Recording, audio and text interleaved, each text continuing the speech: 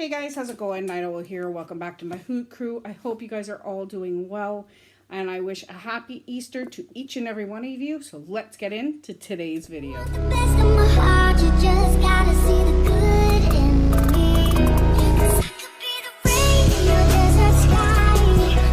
So today I told you guys last week, or last Sunday, when I finished the Share Jesus Without Fear, that I was going to be starting a new book. This is one that was purchased for me because I do need to learn a bit of this, so I will be learning right along with you guys. It is called Boundaries.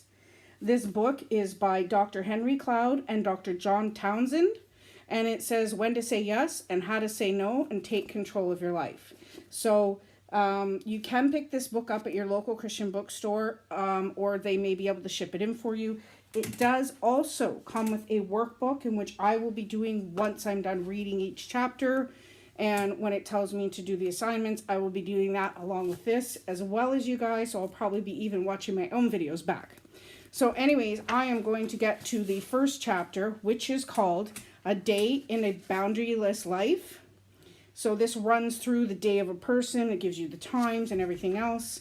So it gives you a brief idea of what this person went through in one day. So here it is. It says, at 6 a.m., the alarm jangled.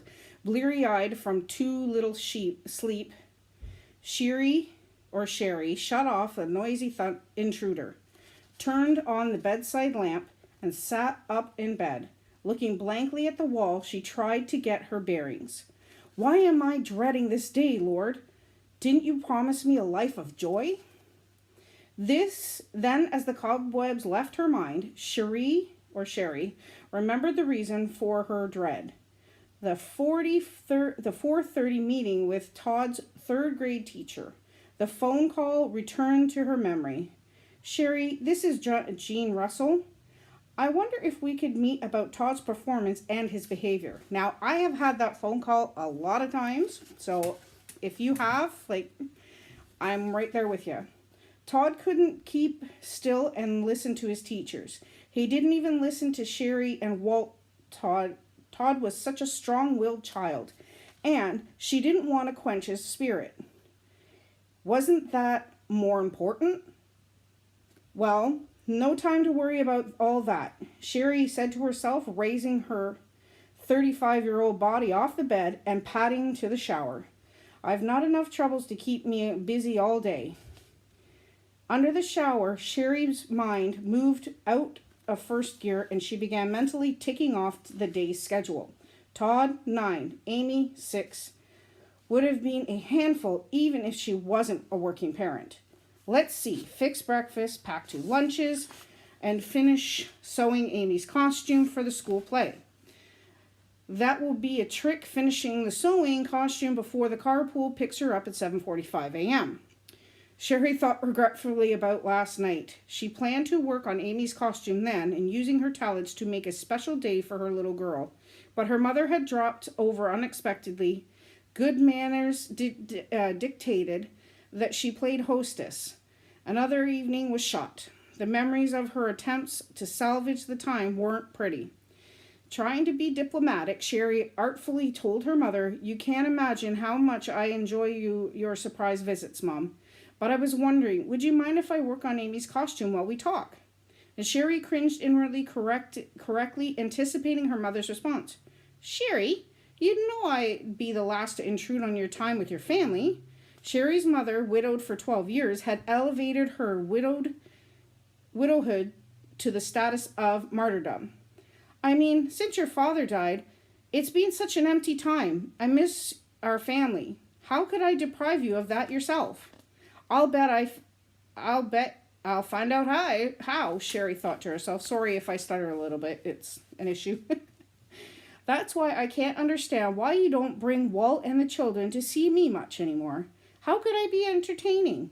I'm just a lonely old lady who gave her entire life to her children. Who would want to spend any time with me? Now, I have heard that guilt trip so many times, you know. And it's actually kind of funny. I still hear it once in a while. No, Mom, no, Sherry quickly joined the emotional minuet. Her and her mom had been dancing for decades. That's not what I meant at all. I mean, it's so special having you over, goodness knows, with our schedule. We'd like to visit more, but we just haven't been able to. That's why I'm glad you took the initiative. Lord, don't strike me dead for this little lie, she prayed silently. In fact, I can do the costume any old time, Sherry said. Forgive me for this little lie, too. Now, why don't I make us some coffee? So her mother sighed. All right, if you insist.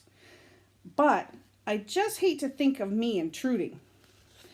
The visit lasted well into the night. By the time her mother left, Sherry felt absolutely crazy. She felt justified to herself. At least I've helped her make her lonely day a little brighter. Then a pesky voice piped up. If you helped so much, why was she still talking about her loneliness? When she left, trying to ignore the thought, Sherry went to bed. So 6:45 a.m., Sherry returned to the present. No use crying over spilled milk, I guess, she mumbled to herself as she struggled to close the zipper of her black linen skirt. My favorite suit had become, as many others had, too tight. Middle-age spread so soon, she thought. This week I really have to go on a diet and start exercising. The next hour was, as usual, a disaster. The kids whined about getting out of bed, and Walt complained, why is it so hard to get the kids to the table on time? So, I don't know how many mothers out there, you can comment in the comments below if you want to tell me, but there is a lot of us out there that have this issue every morning. We struggle in one way or another with our kids. So, it's giving you this type of day so we can get into, what they're really trying to help us with. So at 7:45, miraculously, the kids made it to their rides. Walt left for work and Sherry went out and locked the door after her. Taking a deep breath, she prayed silently, Lord, I'm not looking forward to this day. Give me something to hope for in the car. She finished applying her makeup at traffic stops. Thank the Lord for long red lights. I think some people would beg to differ with that. At 8:45 a.m., rushing into McAllister Enterprises, where she worked as a human resources director, Sherry glanced at her watch. Only a few minutes late. Maybe by now her colleagues understood that being late was a way of life for her and did not expect her to be on time. But we all know how bosses are. They expect us to be on time or at least 10-15 minutes early for work, right? So she was wrong.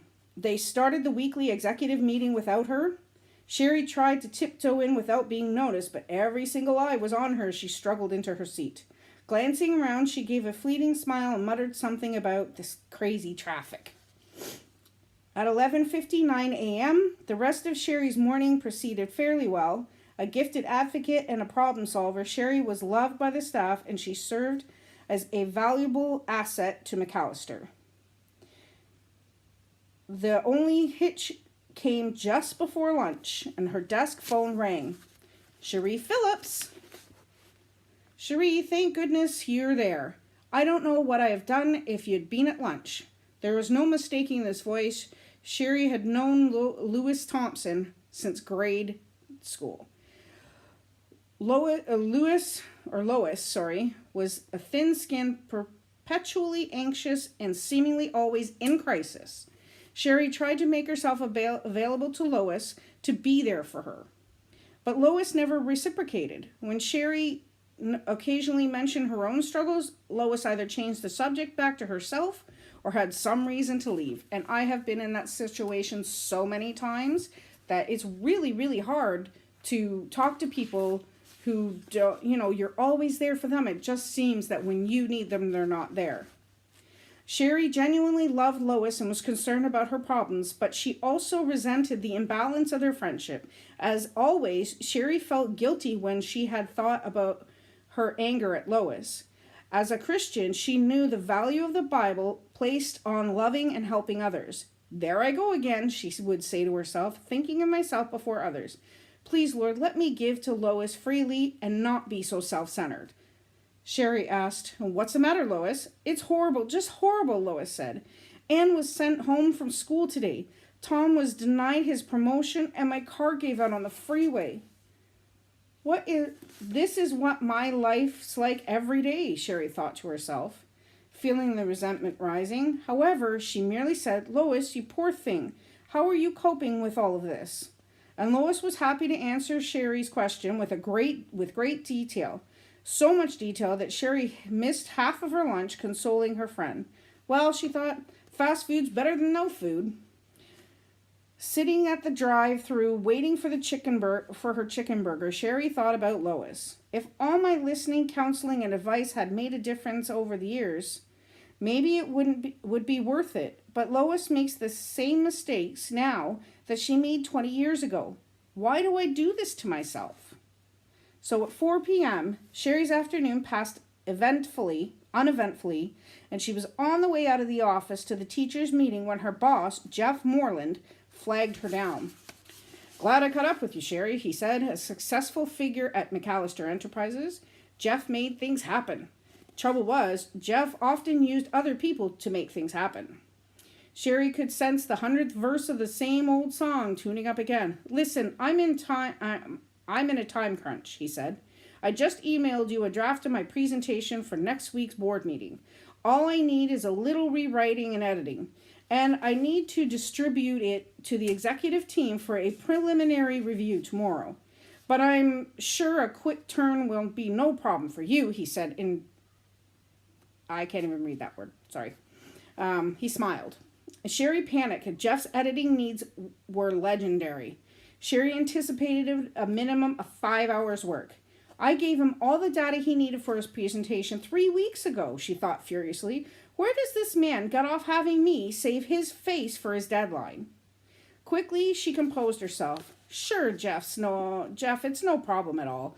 Glad I can help. What time do you need it? 9 o'clock should be fine. And thanks, Sherry. I always think of you first when I'm in a jam. You're so dependable," Jeff strolled away. Dependable? Faithful? Reliable? Sherry thought. "I've always been described this way by many people who wanted something from me. Sounds like a description of a good mule." Suddenly, the guilt hit again. There I am, getting resentful again. Lord help me, bloom me where I'm planted. But secretly, she found herself wishing she could be transplanted to another flower pot. At 4:30 p.m., Jean Russell was a competent teacher, one of the many in the profession who understood the complex factors beneath a child's problem behavior. The meeting with Todd's teacher began as so many before, minus Walt. Todd's father hadn't been able to get off work, so the two women walked alone. "He's not a bad child, Sherry," Mrs. Russell reassured her. "Todd is a bright, energetic boy. When he minds, he's one of the most enjoyable kids in the class." Sherry waited for the axe to fall. "Just get to the point, Jean. I have a problem child, don't I? What's new? I have a problem life, too. Go with it." So sensing Sherry's discomfort, the teacher pressed ahead. "The problem is that Todd doesn't respond well to limits. For example, during our task period, when children work on an individual assignment, Todd has great difficulty when children work on individual assignments. Todd he gets up from his desk, pesters other kids, and won't stop talking. When I mention to him that his behavior is inappropriate, he becomes enraged and obstinate."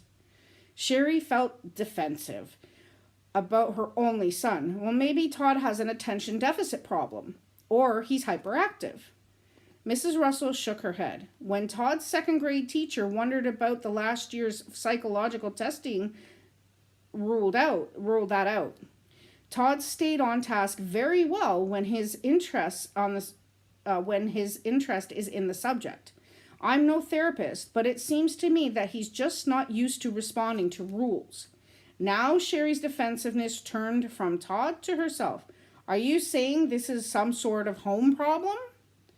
Mrs. Russell looked uncomfortable. "As I said, I'm not a counselor. I just know that in 3rd grade most children resist rules, but Todd is off the scale.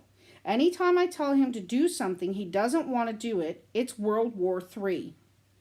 And since all his intellectual and cognitive testing comes out normal, I was just wondering how things were at home." And Sherry no longer tried to hold back the tears. She buried her head in her hands and wept, feeling overwhelmed with everything.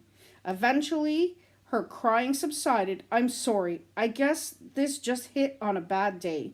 Sherry rummaged in her purse for a tissue. No, it's more than that. Jean, I need to be honest with you. Your problems with him are the same as mine. Walt and I have a real struggle making Todd mind at home. When we're playing and talking, Todd is the most wonderful son I can imagine. But anytime I have to discipline him, the tantrums are more than I can handle. So I guess I don't have any solutions for you. Jean nodded her head slowly. It really helps me, Sherry, to know that Todd's behavior is a problem at home too. At least now we can put our heads together on a solution. Now I'm going to end it there. The next part is 5 p.m. This is still part of the day. I think it goes on for a little bit. Anyways, not much longer, and then we'll get to chapter 2. But if any of you know, I've had these kind of days all the time with my kid where I'll have a rough morning with them, getting them off to school. There's yelling, there's fighting between him and his brother, whatever. I have 4 boys, so I mean, it's endless amounts of it. But then you get a call from the school telling you, we were having a bad day. He won't listen. He's hiding in the hallway. He's this, he's that. So, as teachers, I feel for you guys because it's hard, especially when a parent gets defensive and isn't honest with you about what's going on. It's not my kid. My kid would never do that. Like, I've tried that too. I've said, he's good for me at home, but they have different rules at home than they do at school. So they tend to try and test their limits a little bit. So this is where I'm stuck because my kids know they need to listen, but they don't. I'll tell them, they're like, okay, Mom, I'll do it later. And it never gets done. I end up having to do it myself, or I end up having to yell at them because they haven't done it. So anyways, I will continue next week with this. And I'll even go into the workbook a little bit just to read a little bit about what it says after we do the second part of this chapter. So anyways, guys, like I said, if you want to follow along with me and you have the book at home, or you can get it from your local Christian bookstore, I do this every Sunday. So just look for my next video. It's going to be called Boundaries. And I hope you enjoy it. So anyways, I just want to say again, Happy Easter to everybody. Please make sure to leave a thumbs up on the way out. Hit the red subscribe button and the bell next to it, and you'll never miss another one of my videos, guys. God bless. Have a wonderful day. Bye.